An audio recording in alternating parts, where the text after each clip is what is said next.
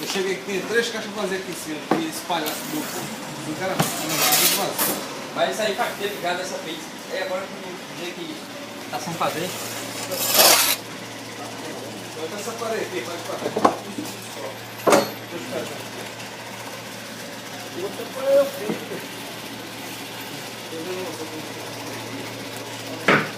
Vai com o cara, vem pra cá, uma doninha.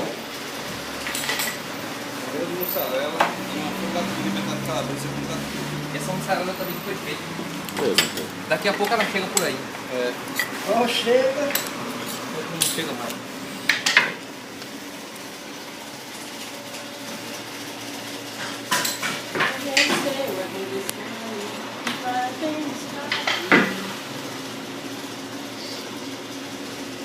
Cadê a massa? Pega a massa lá.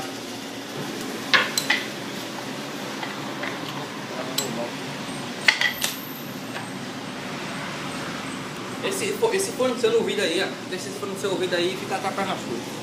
É. Não é verdade, quer dizer que o fundo tá fazendo pizza agora. Dá uma cabadinha, ó. Tô levantar o peso aí. Ah, isso eu tô. Tô escutando isso aí, agora tá no número errado. É, eu ia mandar pizza em cima das comandas, né? Olha o cara de um rádio 102 FM, aí tu pega e bota aí, né? É o quê? Mussarela. Mas mesmo assim, tá de parabéns. Que você não vai.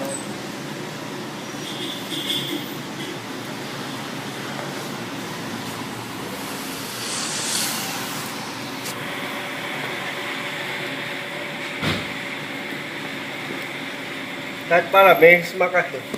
É. Tá lindo pra chamar de macaquinho aqui, tem tudo aí, ó. Ué, eu não é?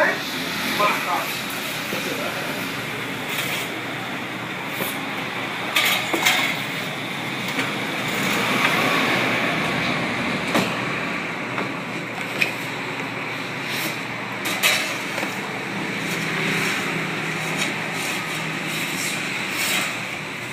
É de menor, porra, sai daí.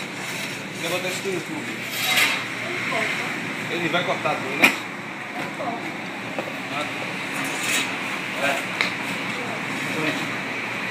Isso é um 3-1 aqui. Tu sabe beijar, né? Chegou portuguesa na casa dele. Olha aí. Ó, aparecendo as merda. 4 queijos e metade de franca com perigo. Dá um 3 tá acima. Não, um negócio Aí ele vai agora. mandar. Ele disse que ele quer. Aí eu disse, traga a pizza. Eu quero que é pra confirmar. Ela disse que foi português e não sei o que. Parabéns. É, tô de parabéns. A um 3. 4 queijos e metade de franca com perigo.